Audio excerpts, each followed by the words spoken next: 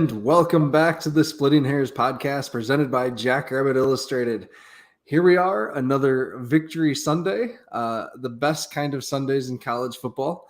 And, it's the end of the non-conference regular season, and we are on to the Missouri Valley play, the grinder. So, Kyle, how the heck are you doing today? Feeling good. 1-0 going into a new week in Stout Valley competition. So it's always better to, be on the right side of the win column as opposed to the alternative. And we'll see how the boys, recover from this and segue into a new, really stiff competition this upcoming week. Yeah. All right, and before we dive into recapping the game against Butler, we have to thank our title sponsors, Drake's Place of Bowdle and Cottonwood Coffee of Brookings, worldwide, actually. But thank you, Drake's Place.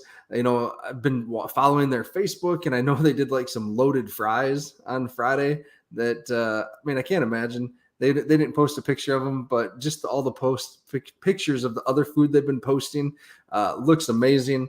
So if you find yourself in Bowdle, South Dakota, stop by Drake's Place, get the goodies you need for the road, or spend a little more time and get something to order from the kitchen, and tell them that the Jackrabbit Illustrated Splitting Hairs crew sent you. So thank you again for your sponsorship. We really appreciate it. Kyle, you want to talk about Cottonwood a little bit? Yeah, Cottonwood Coffee has the bistro off 6th, and then they have obviously Cottonwood Coffee on Main. Great place to study. I know they're extending their hours during the week for evening appetizers, meals, drinks, what have you. Great place to study, get a different ambiance, a little different change of scenery than what you have immediately on campus. They have great coffee. I personally love the Ethiopia roast. Can't get enough of the espresso. And, they do have an online offering. Want to shout out to them for creating a little discount code for all Jackrabbit Illustrated Splitting Hairs listeners. So I want to say we get 10% off via the online purchases, right? For anybody who sends code JI22. So that's any listener to our podcast. Give the code JI22 at online purchases. So purchases of $10 or more, you'll get 10% off via the online store. So great perk. Love to have them as a partner. Drake's Place in Cottonwood doesn't get any better. Yeah, there we go. All right. Excellent. Oh, look at that. We all bumped it at the same time. Crazy. All right. So that's awesome. Thanks, Cottonwood. Thank you, Jim Poppin. I don't know if you're listening yet, but you tagged us in Twitter today. You stopped in to get some fuel before you hit the road back home heading west. So thanks for doing that. All right. So we have to revisit this Butler game. So yes, we do. I would just like to talk about the score predictions here, Kyle. Here. Yeah. What you got? Did you have a good one? Yeah, I feel like this is an omen. Like Dallas had 35-7. Yeah. Kyle had 31-7. Matt had 42-13. So, a little gloating from the pod kind of close. Yeah. Gosh. Take it easy on that. All right. So a 45-17 game. We had some 10 points there in garbage time or garage time. For those of you who are fans of the B team. It's so funny. B team, garage time. Love it. Yeah. So garage, AKA garbage time. Yeah. So let's talk about that, Kyle. I know you had some good thoughts on the game. You posted a quick little recap. Yeah. What are your initial thoughts from watching it? Well, I love the question. Can I back up a little bit into admin stuff? Would love to talk about the marketing effort coupled with our coordination via uniform. So I love, Matt, let's just discuss terminology here, right? So when you were going to watch Packers or Vikings games back in the day, and there was a blackout TV wide, right? The telecast was blacked out. You didn't get to see part of the players, cleats busting across the field. You didn't get to see part of Brett Favre slinging it down the field, or back in the day, Tommy Kramer, if you're a Vikes fan. Randall Cunningham. You didn't get to see part of them. You saw nothing. You saw squat. It was a black box on the screen. You couldn't get the channel. Yeah. So we don't wear part white and part black in a blackout. Now, did the uniforms look clean? Do I love those white helmets? Absolutely. Quick segue, Tidewater Collectibles. You can get these all white helmets, custom made, JFPA logo and everything on there. So, but the white helmets mixed with the white pants, mixed with the black shirts, mixed with a team wearing white, it was just a little bit confusing on the telecast. Now we did great. They look sharp, but that is separate from coordinating a solid marketing effort. So when we're talking about that, man, the left hand isn't talking to the right, right? And so what we need to do is just iron out some details a little bit better, give more than 96 hours heads up for people to purchase merchandise to be able to wear and show a true blackout. But other than that, play on the field was lights out for a blackout game, a gray out game, a blackout-ish game. So yeah, that's the uniform rant that I've got for you, Matt. But overall, I love seeing the youth cycle in. We saw a lot of fresh faces, new body cycle, and we saw our offense start to take some rhythm. And then we saw our defense step up in moments with young players making some critical plays. Specifically, the Aiden Dotterman tip to Reeder comes to mind. The lateral snatch comes to mind in terms of recovering the fumble on the backward pass. A lot of good plays all the way around. What were your thoughts? Yeah, I mean, I'm so glad you brought up the youth. You know me, I love looking at roster building and recruiting and all of that. Offensively, I mean, Angel Johnson, a week after a fumble, he's got a little shake back there. I am excited about his future. You know, he's converting from playing 9-man wide receiver to running back. I think there's something there. Definitely. No, his ability to get the ball in space and kind of just, make some people miss. Obviously, he's got low surface area. He's more of a smaller, compact back. But like Dallas said, jacked. I don't think there's an ounce of body fat on the kid, which, sets itself up well for, explosive plays because he's got that burst. And then Burhai did a great job spelling, getting some reps. The Stillwater native had a teammate, Eric Schroeder, who's a great defensive lineman from Stillwater, Minnesota. Great player in his own right. So we have a good tradition coming from there. Burhai, obviously, it was publicized that during the COVID year, Minnesota opted not to play that season at the high school prep level. He transferred to Brookings, was able to have a really great season behind some talented offensive line, and then got an opportunity as a walk-on at South Dakota State. So love seeing guys make the most of their effort. Hey, thanks everyone for the comments on the uniforms. Jordan Fink, glad you're back. You've been hanging out with the B team a lot, so I'm glad you're back with the A team. So thanks for being here tonight, and everyone else too. I'm glad you brought up Aiden Dotterman because what a roller coaster. He makes that sensational play, tips it, Kale intercepts it, just beautiful. But then how cool is it though to have a game like this where he can get in and take some lumps also because he got hit on that back shoulder for a big gain, got the kind of phantom pass interference where he was face guarding, but he literally did not touch the receiver on that. And I mean, that's kind of the highs and lows of playing the cornerback position. So for him to get some live reps against starters, because those were Butler's starters, and kind of figure some stuff out, those are so valuable towards his future success. We have 2 senior corners leaving next year. So no doubt. And obviously he came in highly touted out of Wisconsin. The kid can play some ball. He does really well staying in phase in the hip poppers, does a really good job carrying him downfield. I think the big thing with him, he's young, so it's growing pains, right? It's going to come with the territory as he's starting to acclimate to the different calls, the communication that we've got. He did a great job on Saturday, as well as a number of young guys getting time. I believe Matt Zimmer posted we had 73 different players cycling in and out and get playing time for the Jacks. That's astronomical. That doesn't really happen. So, and there's a number of ways, I'm sure we'll get into it, but I'd like to touch on it. There's a number of approaches and philosophies going into this game where you could start your main 2 deep, make sure they get the bulk of the reps, secure the game, and really iron out some details. Or you could use this as a quote unquote tune-up game get everybody depth, get everybody reps, and start to build your roster out that way. I think the Jacks did a really good job in retrospect building out the roster. Yep, I agree. Some other raves that I want to get to. I mean, I'm excited about this depth. We got other stuff to talk about today. One player that is just really, I don't know, turning my head. I didn't expect anything out of him this year, to be frank, is Max Balloon on the interior there. Yep. I know right now he's rotating pretty heavily at that defensive tackle spot, but the dude is 6'6", went from 245, and Coach Smith told me he's 275 now.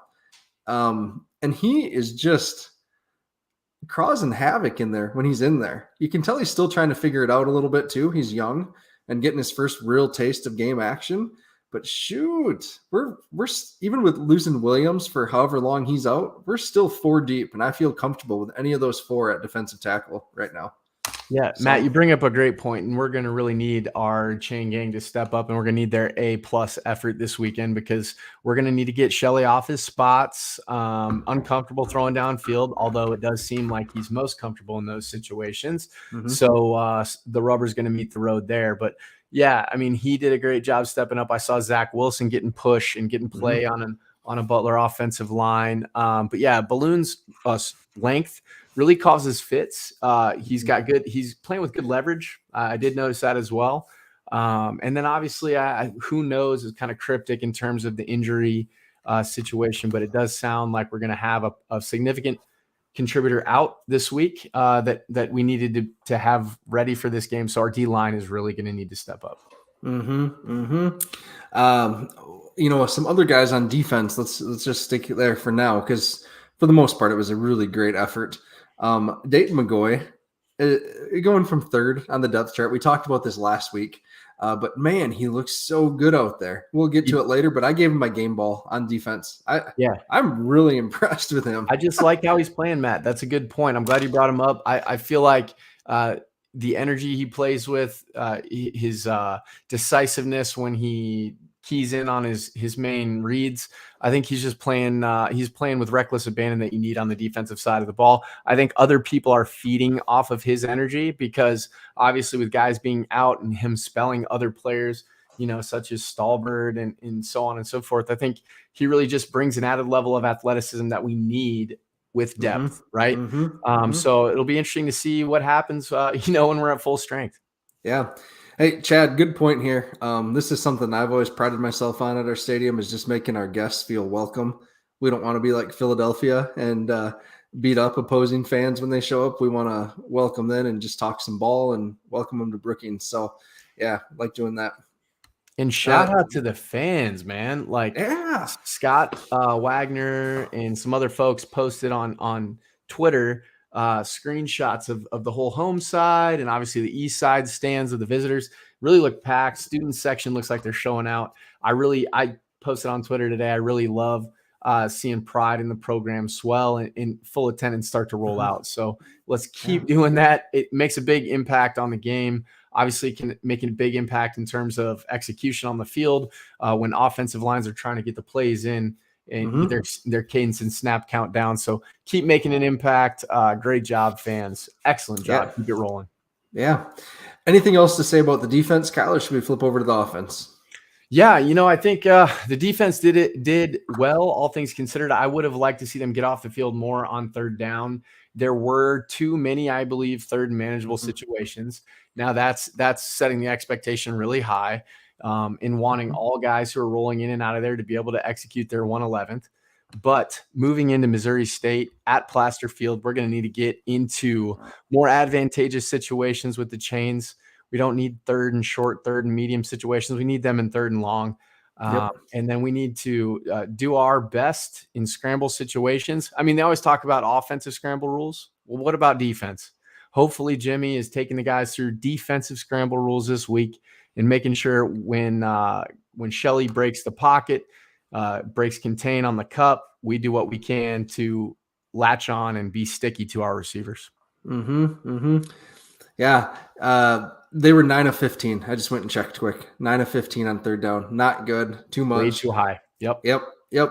Even with some of the garage time yardage at the end. So yeah. And for all those listening, just want to keep it in context. They did do a really good job schematically. They moved the pocket with their 5'7", 5'8" quarterback, Bushka. He was a savvy little player. And Matt made several comments. There's a couple players on there we may want to recruit and bring into the portal. Right. And I don't disagree with that. And I think the strategy for recruiting is going to evolve considerably here. And we're going to start to poach at all levels. So keep an eye out for that, and just keep an eye out for that moving forward as we recruit. Yeah. So yeah, I loved their quarterback, and I loved their cornerback number 1, who's a true freshman from North Carolina. So Jim, let's go back to your comment quick. The corn stalks in the student section was awesome. Agreed. It looked great. It looks so cool, and it looks so true to the region, right, Matt? I mean, exactly. you're a farmer yourself. How was it? Well, I'm a former farmer. I thought it was cool. I was watching on TV, and I don't know, the shoes and boots in the air, and then the corn stalks flying in the air. I thought that was great. So how long has the shoe tradition been a part of the kickoff? 3-4 years or so. Love that. I don't know, maybe keep that going. That's cool.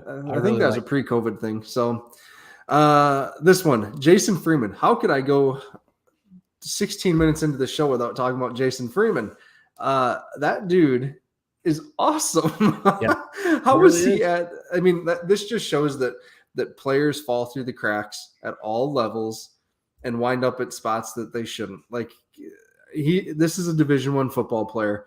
Maybe it's because of his size he was under recruited, because he is 5'9". Maybe he filled out in the last couple of years at Nazarene and got up to this 220 or whatever he's playing at. But man, this is a football player. He is good in the run game, good in the pass game. And when he hits, you can tell that they feel it. They know that they're getting hit by Jason Freeman. Man alive. Oof. Yeah, no, you can tell. And it's a credit to his preparations, a credit to Coach Rogers for noticing him, and the rest of the staff taking a chance on him. Obviously, you mentioned his size. That'll overlook you real quick. Right, wrong, and different. It just happens. People are looking for the pedigree, 6 foot to 6'3", 210 to 220 pound linebacker at this level who can run sideline to sideline. But you know what? The kid is a football player. I don't care. Give me the best 11. I don't care what they look like.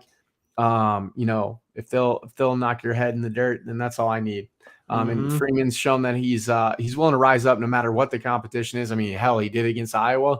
He did it against UC Davis, and then he sure as hell showed up against Butler. His hands were in the passing lanes, whether or not he was getting rushed in the quarterback, flushing them out of the pocket. He was doing a great job. So we need him to step up and continue to bring it like that, as well as the other linebackers, Bach, so on down the line, to make sure, Peyton Schaefer, we need everybody to step up. We need all hands on deck this week. Yeah, right. At this point, I mean, the injuries, you're right. Hold on. We got a joker in here. So JSU is America's team. Aren't you guys FBS? Get out of here. This is an FCS chat now. So just kidding. Thanks for being here, Franklin. All right, let's flip over and talk about offense. I think we saw some really good things from the offense, and I know they still have they have a long ways to go, but I think we saw a little more consistency of maybe the flashes that we saw against UC Davis last week. Yeah, in my opinion. No, I think that's excellent, Matt. I'm going to share Jordan's point here too, because my game ball would go to Luan.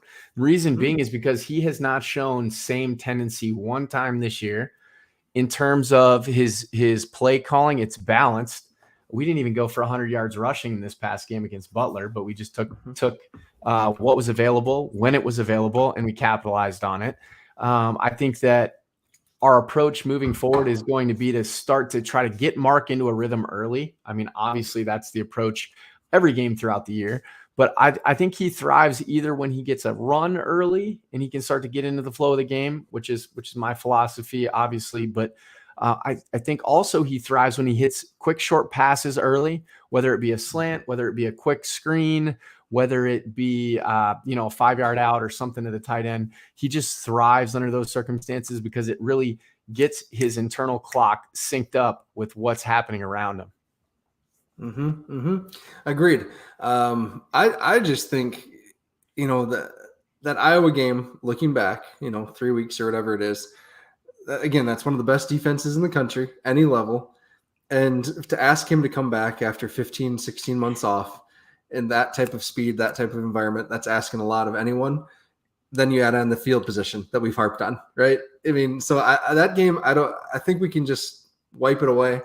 We saw growth in UC Davis, and then I think we saw it go another step this week. So like all the details that you hit on there. So yeah, and an unfortunately unique experience I have is playing with several different quarterbacks when I was there for 9 years.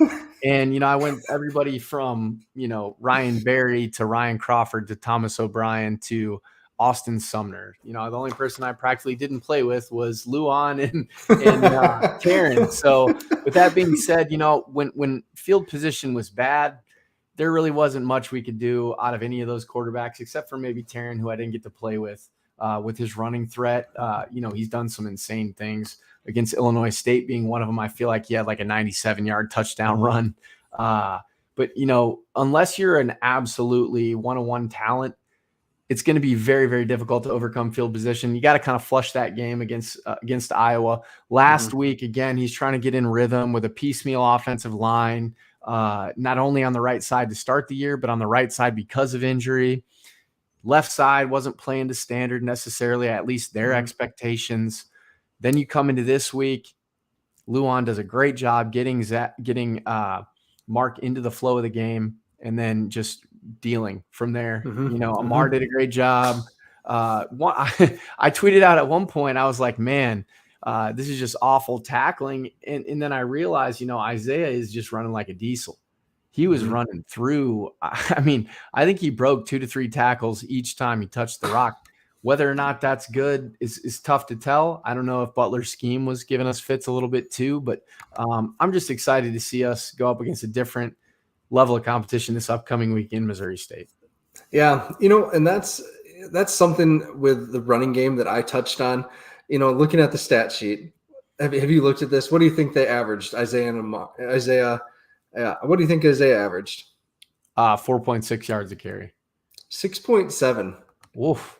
Right? I would never, it felt like he was getting hit pretty early on his runs. Yeah. And that's something I commented on Rants and Raves. It just didn't feel like a clean, it wasn't 100%. It wasn't clicking all the way in the run game execution yet. So yeah, one thing we do need to point out is since we're touching on offense now is our snaps. Our snaps were phenomenal compared to last week, but at times in terms of timing, there were some where the ball got back there before I think the snap count or the cadence fully progressed. And then there's some things, whether it be communication across the offensive line, comfortability with cadence, and then mesh points at the running back to where we're still disjointed a little bit. I'd like to see that get cleaned up. Also, the best safety net or the best, I would say, governor when you're trying to settle down an offense is your tight end. Zach Hines emerged. We need to continue to leverage him. We need to leverage guys like Canyon Bauer if he's going to step up in the screen game. The OG from O'Gorman. Jaden has shown like he's ready. He wants the ball out this year. He's been the Yankee that's impressed, in my opinion. So we have these things that are just starting to hit. No better time for them to hit going into conference play. Yes, definitely. All right. And you want to get to that? You want to get to Missouri State? Anything else for Rants and Raves? Let's see. Man, I was just really proud of the attendance. I was kind of like, I wanted to be neutral on it and see what happened. Obviously, first game of the year against UC Davis. I mean, we had a great turnout then. Again, just the rant on the marketing. I think it's been all over Twitter, but the left hand needs to talk to the right hand. If we're going to do a blackout game, we need to make sure we have blackout attire for the team. And then we need to give people opportunity from a fan base standpoint to purchase black merchandise. That was another opportunity for them to be able to capitalize monetarily in terms of the university, and then also in terms of the fans to be able to enjoy it and get in sync more with what's going on around them. Outside of that, you got all white helmets. Those look sharp. Pants look great too. The look wasn't my big beef. It was the coordination and the marketing. Yep. And let's just talk specifics on that, provide specific suggestions. So last year when we played Colorado State and this year when we played Iowa, you follow their accounts and you read their stuff and that they make a concerted effort when they send out season tickets or whatever in August or July, whenever they send out the tickets, saying this is the orange game, this is the green game, this is the white game, this is like, and that way you can get into the different shops.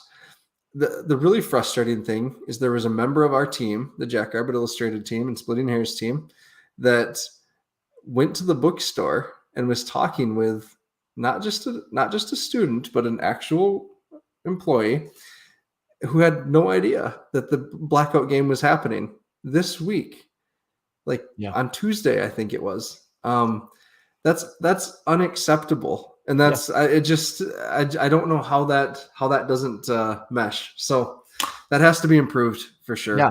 And so just I'm wearing this black South Dakota State Under Armour shirt from Shields. Shields has some great Jackrabbit merch. If you can't get your merch from the bookstore, obviously Shields does a great job. I mean, I think bottom line, I don't care what we wear. I genuinely don't. And I know there's a lot of conservative folks in South Dakota. They couldn't care less what the boys wear on Saturday. But I will tell you this, it makes a difference in recruiting and it makes a difference in marketing. So if you want to get the best players that you possibly can at South Dakota State, whether they're from Spearfish or they're from, South Florida, doesn't matter. We need to be on target. And like Coach Stig says, leave nothing to chance. We'll leave nothing to chance when it comes to outfitting the players too, guys. It's not rocket science. Every other program in the nation at the FBS level does it, right? And if you want to understand a way to do it, we've done it before at South Dakota State, where at the scholarship auction in the spring, we auction off jerseys. We've done it before. We just need everybody to be as passionate as Jackrabbit Illustrated is here at the Splitting Hairs podcast. We need them to be as passionate about doing their jobs in the marketing department at South Dakota State. Yep. Because we're not paid for this, Matt. I don't know if people know that. We're not paid for our opinions. Maybe Star should be. Yeah, right. And folks, I do want to say, if you do feel really strongly about something, I love that you share it with us. But also email Justin, friend of the pod, email Slade, email Jeff Home. Those guys are great. I emailed Justin on Monday after the podcast on Sunday night when I was a little upset, and he emailed me back by 2:00 that day. Later in the week, I think it was Thursday, got a phone call from Slade Larshield, the associate athletic director, and we had a good conversation about some of the stuff that I had talked about and some of the ideas we had shared. And so really a constructive and hopefully productive conversation. They had definitely heard the fans' experience with concession, with beer, with egress, heading into the Highway 14 bypass. And some of those changes already took place. So they're trying. They are trying. We have to give them credit for that. So yeah, definitely not an indictment on the athletic department. Just saying, in retrospect, if we want to do things right, let's do it in advance. Yep. Let's get it to where we can market it, and let's move forward. Want to know? Yep. So Scott, yes, this is what Kyle is saying. That and I'm saying too, if we know the dates for these games ahead of time, sure, we would love to sell stuff. JFPA would love to sell stuff. Our store, Jackrabbit Illustrated, would love to sell black stuff, but we can't guarantee it's going to be delivered with 6 days notice. So that's just what we're asking, is try to get it out ahead of time. So yeah. All right. Game balls. Let's do this. Man, Aaron Jones is looking good, Kyle. I'm watching the Packer game, as we're talking here. That garbage. Hey, Bears first drive, baby. Bear down. Yep. All right. Game balls. Offensively, I went with Mark. I just thought he really improved in his stat line. I mean, he had 4 total touchdowns. Yeah. Just played pretty well. So. I love seeing Mark's legs. I mean, when I see him move, I think I texted group thread though. I think on one of his early runs that he busts for more than 10 yards, I'm like, just go out of bounds. Just go out of bounds. I know you're tough. Kid, I know you're tough. Get out of bounds. We don't really have the depth here, anymore to be able to afford losing him. We just don't. We don't have Chris Oladokin in the wings, right? And that's no slight to anybody else. We thought we'd have Chase Mason. We don't have Chase Mason. So keep playing football, but keep playing football and step out of bounds when you can. We get the first. Yeah, right. Hey, so we have 2 new shirt ideas. Brendan, when you listen to this, we have garage time I and love garage time. we have I love Mark's legs. So that's Good there. all right. Geez, Jordan Fink. All right. Defensively, I already spoiled, my game ball went to Dayton McGoy. I thought again he was just terrific out there. So Okay.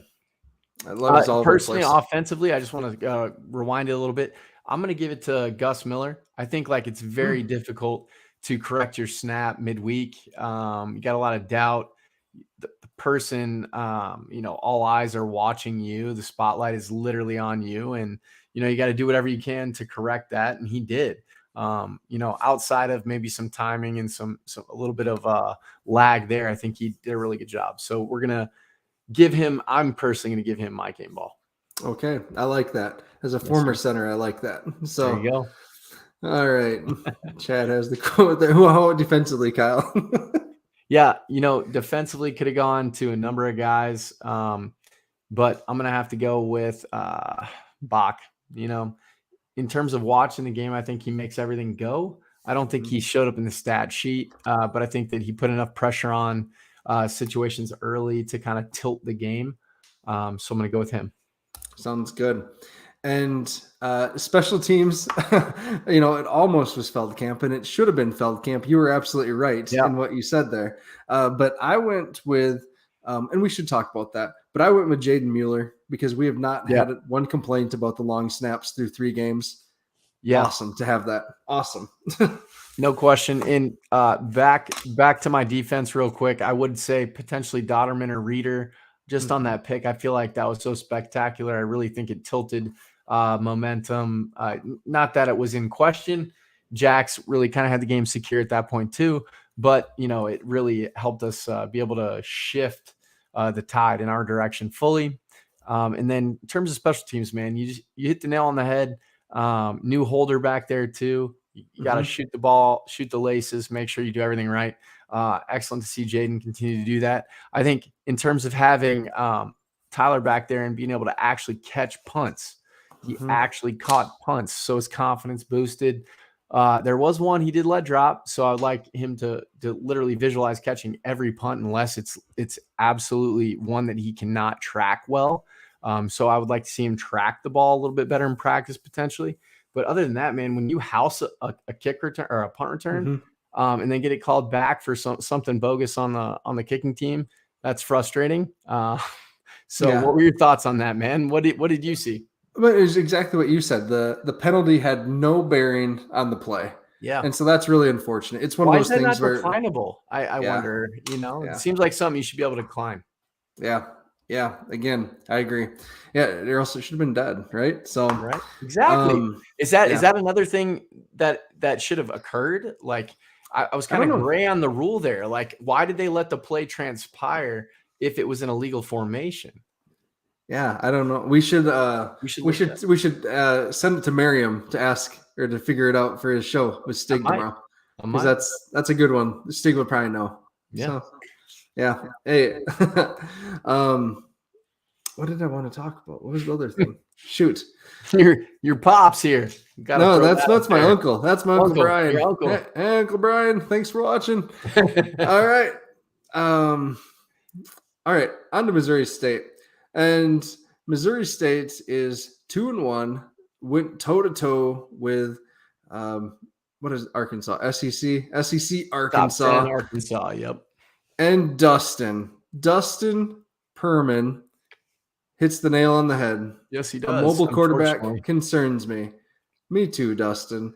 And it's not so much that Shelley is a threat to break off a 100-yard run, but he can buy time in the pocket and maneuvers all over the place. So, he's awesome with his arm. Want me to go through some stats here quick about their offense, Kyle? Yeah. Set it up, and then I'll let you talk. Yep. So Missouri State averages 30 points per game, 307 yards per game passing, 94 yards per game on the ground. They're 40% on third down. And here's the big one that we could see have an effect on the game. Through 3 games, they have allowed 17 sacks. 17 sacks allowed in 3 games. Yeah. So, I mean, in terms of their offensive line and their protection, obviously it's suspect. In terms of our pass rush, that's not really the strong suit of our defensive front seven, unfortunately. So in terms of matchups, it's going to be very unique to see which strength wins out. Obviously, our run defense is stout. I think we have the best, if not one of the best, run defenses in all of FCS, potentially in FBS ball too. We just shut down the run, so we can make teams one-dimensional. The only problem there is, can we stick in coverage long enough to prevent the big play, the broken play? What Perman here is saying, in terms of running and mobile quarterbacks, are they going to be able to extend the play and drive first downs and create sustainable drives downfield? Now, when you look at the Arkansas defense, and the Arkansas team overall is the 10th ranked team in all of FBS football. When you look at the complexion of the last game that Missouri State played against them, Arkansas had 3 punts and 3 turnovers, 2 fumbles lost, 1 at the goal line, and then 1 interception thrown. Their time of possession paled in comparison to the Bears of Missouri State, which was 24 minutes to their 35 minutes, almost 36 minutes. So I think, ultimately, if the Jacks are going to prevail on Saturday, obviously we're going to need to win time of possession. We're going to need to play clean. Then we're going to need to be able to rush the quarterback with whoever we have in there, whether it's Quentin Hicks, whether it's Cade Trevere, Balloon, like we talked about. Doesn't matter who's on the field. We need to be able to manufacture a pass rush. Then from there, I think Adam Bach is going to need to be able to do his best job of going wherever Jason Shelley goes. Jason Shelley is clearly a difference maker. I think he's probably one of the best players it's been in the FCS and in the MVFC. So he's really helped Bobby Petrino turn around that program. Got a lot of other good talent around him, which we can get into here, Matt. But I think overall, big thing is going to need to be the same points we say all week: rally tackle, rush the passer, get off the field on third down. Yep. On that pass rush, what we need to be able to do, though, is be disciplined and not get too far upfield. Rush as a group. That's something that when we've struggled with mobile quarterbacks in the past, that's something that we just get way too far upfield and let them easily break contain, take ourselves out of the play. So correct. And when you're in man coverage, Matt, too, that's been the issue that's really killed us historically, is we're in man coverage. Everybody bails out. We don't get a pass rush with our interior front four. And then what happens is we got guys like Easton Stick, potentially the Cam Millers of the world, guys getting out on us because we have nobody in those voids. And we cannot let Jason Shelley do that. So we need to break tendency in that regard. And we need to have Bach, Hawk, Shelley. All right. Yeah, Agent Zero. That's a good. Hey, Agent that's a good Zero. one. Let's Agent go. Zero. Darren, good one. Is that for McGoy, or is that? I'm guessing McGoy. Yeah. Oof. Yeah, I like that, Darren. All right. So some other players to know. All conference wide receiver. He was I think All-American, preseason All-American on some lists. Tyrone Scott. I think he goes by Ty Scott now. 19 receptions on the season, 320 yards, 4 touchdowns. And then Booker is their secondary receiver. He's a smaller receiver, 13 receptions and 185 yards. But Scott is a big dude. He's 6'3", 200 pounds, moves really well, really good ball skills. And a player to kind of keep an eye on for them is, he hasn't played yet this year. He was injured in fall camp. But Stetson Moore, he's a tight end transfer from Liberty. And Wyatt Wheeler is the name to follow for Missouri State Athletics this week. And they're really excited about Stetson Moore's potential in the program. So, again, Patino's been good at turning the program around quickly because of these transfers. Liberty's a good program in the G5 conferences. So I'm guessing Stetson Moore is a pretty good player. So good, decent size. Someone to watch if he's healthy that they may look to get the ball to and get him in a rhythm. So we'll see. Yeah, and from another vantage point offensively, when you're talking rushing for Missouri State, you're talking Jacardia Wright against Arkansas, 14 carries, 37 yards, 2.6 yard average, but he did have a touchdown. Jason Shelley had another one rushing. His net rushing, obviously 14 yards being adjusted for sack yardage that he took. But when you look at receiving, Kayvon Latulis, 5 receptions, 71 yards, That's a huge average. Navion Mitchell, 66 yards on 3 catches, 22-yard average. Ty Scott, like you were saying, Matt, 3 receptions, 65 yards. Jahad Booker, so he's spreading the ball out, 5 receptions, 57 yards. Jacardia Wright again, obviously a rushing threat, but even more so in the passing game, 4 receptions, 37 yards. So he is distributing the football.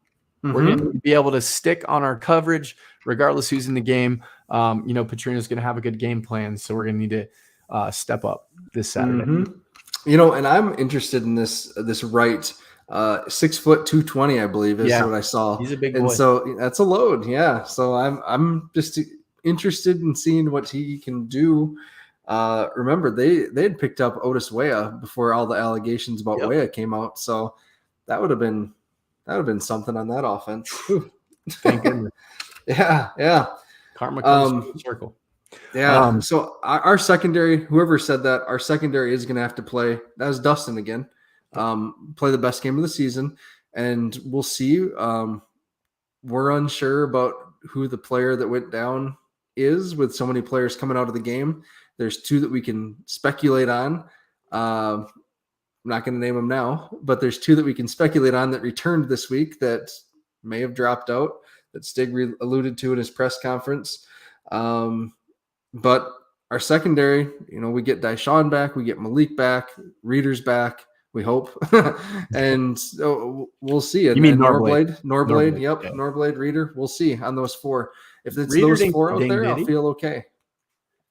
Well, he came back this week too, so we don't know. No, but did he get dinged? I mean, I didn't see him get dinged on Saturday. No, but I didn't see Caleb Franzel get dinged either. And, no, Reader's playing. Reader, I don't want to create any alarm. Reader's playing. I don't know about Norblade though. I will say that I don't know about Norblade. Yeah. Splitting hairs. I got to split some hairs. Yeah. Right. So we'll see. Like our secondary has the potential to be very good. But this is going to be a big test. This is probably the biggest test of the season. I'd say Shelley is the best quarterback in the FCS right now. So I'll say it right now. I agree. No, he is the best quarterback in the FCS. I mean, you don't take a number 10 team to the wire midway through the 4th with a 7-point lead. I think ultimately when you look at this team, I think this is going to be a real good measuring stick for the appropriate ranking. We're seeing a lot of these polls. A lot of these polls are mimicking one another. I did rant a little bit about that. I think when you look comparatively against the competition, like the Montanas of the world, you're seeing paltry point outputs. You're seeing absolute cupcakes that they're playing. And in terms of the teams we're playing, not even in the same wheelhouse in terms of the best defense, probably in the Big Ten, if not one of the best in the entire nation. In Iowa, our offensive output was paltry as well. I'll say it. I will not mince words there. But that being said, we still have a better team top to bottom, better roster, I think, than a lot of these other schools that are starting to get momentum on us for nothing, for no reason. So the same arbitrary reason you drop us, you should then drop North Dakota State, pretty much everybody else who has a close loss. I mean, get out of here with that garbage. It's people who've never played football who are sitting here and being armchair quarterbacks, which I can understand. Yep.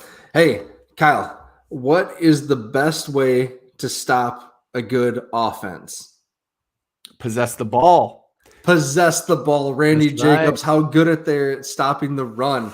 Good segue. Thanks, Randy. They are not good at stopping the run. Randy, they allow 4.7 yards per carry, 27 points per game, 300 yards per game passing. The one area their defense is pretty darn good at. Opponents only convert on 26% of their third down opportunities. Missouri State has 7 sacks on the year and has forced 3 interceptions. So that's the rundown on their team statistically. They have a couple All-American type players, I'd say.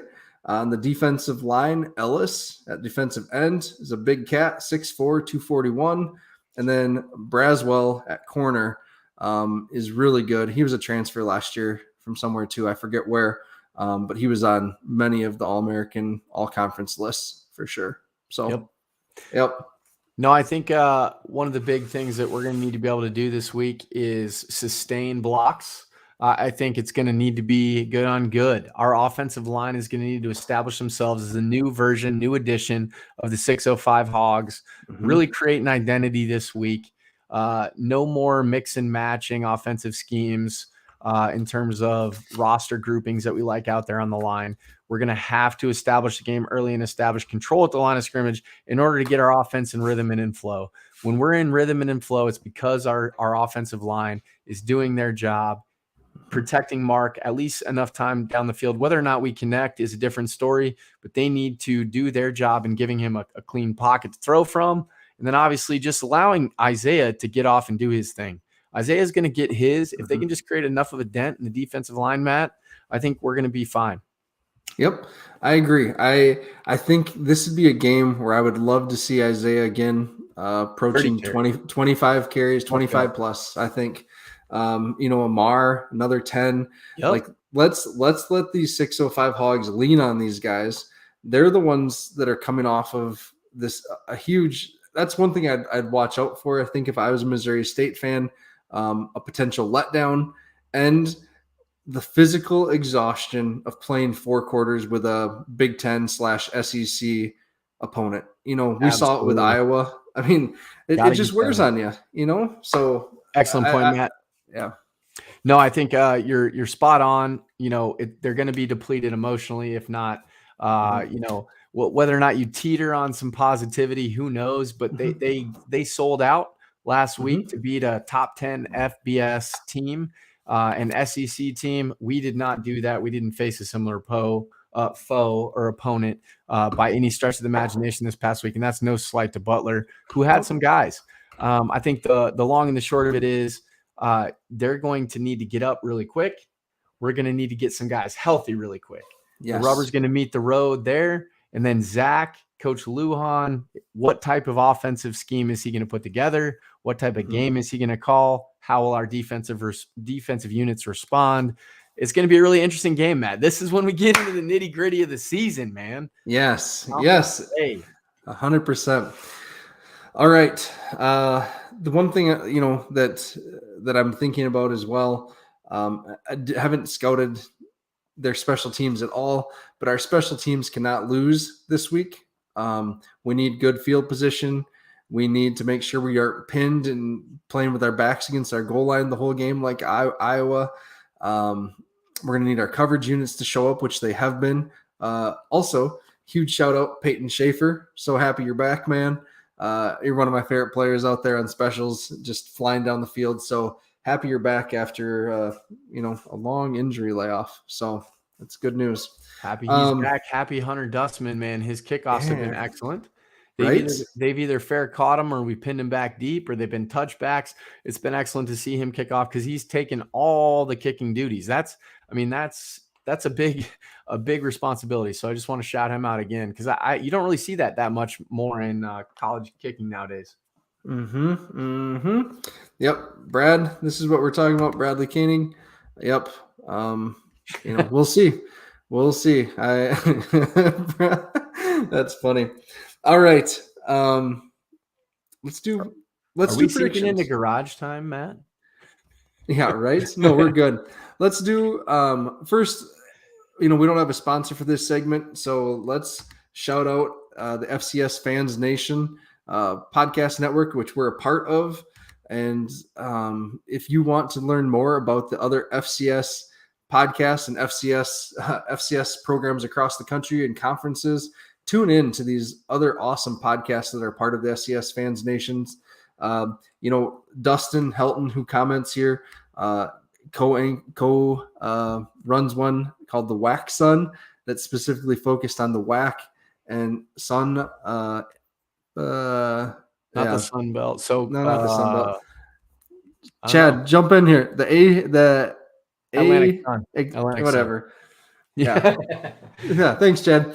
All right, Dustin. Sorry about that. That's just a conference bias from us Valley folks. Do want to shout out the Valley this weekend. We were getting some shade thrown at us because we did have some, we were teetering on some performances that were subpar, but the Salukis, the Fighting Water Dogs out of Carbondale, Illinois, Yeah. They took down Northwestern, the Nerds Yeah. from Yep. Chicago.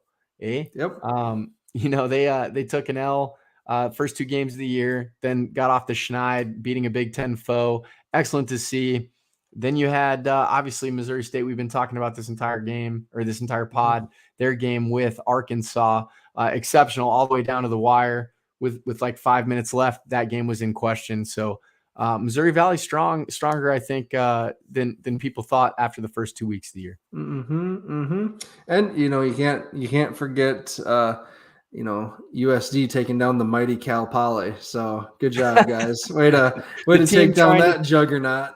trying to figure out what offense they're going to run post triple option days, the worst Yeah, offense right. ever devised by man. And then obviously, not only them, the Undies, they got an unexpected win, so they're doing better than I think people thought they might against Northern Arizona. Yep. So I feel like I'm forgetting one. The self-absorbed team. They lost this past weekend, but it's okay because they intended to lose because it was going to be better off for them in the long run. Yeah, now they're So, motivated. Now they're yep. motivated. Now All they're right. motivated. So let's talk about predictions here. So my offensive player of the game is the 605 Hogs. They got to own the line of scrimmage. We got to be able to run the ball and keep away from Shelley.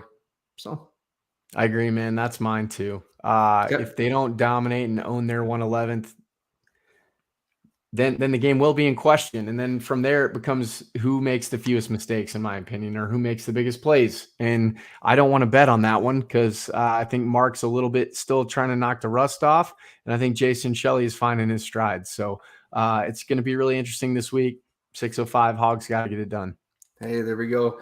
Defensively, I'm taking Caleb Sanders. I think he could really make a mess of Missouri State's offensive line. They're already kind of a mess, and Sanders is going to really push that pocket onto Shelley as long as our edges don't get too far upfield. That's my biggest concern. So yeah, if Caleb can dent the pocket, I think that's going to be a real game changer. If he can wreak havoc like he has throughout the course of this season already, this short 3-game season, just denting the pocket like he has. I mean, I had to reach out to Matt. Matt, I had to reach out to Sam Herder because I was shocked at how little pub this guy has gotten. It just shows that outside of Sam Herder, I don't know how many people at the FCS level really do their due diligence, because Caleb was on one All-American list, I think. And if you just watch his film going back to, I want to say like late sophomore year, early junior year, all he's done is disrupt backfields.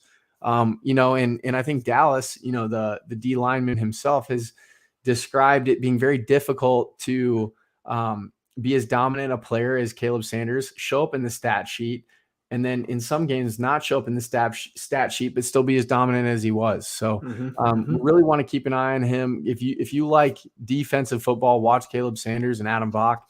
They're exciting. Yeah. All right.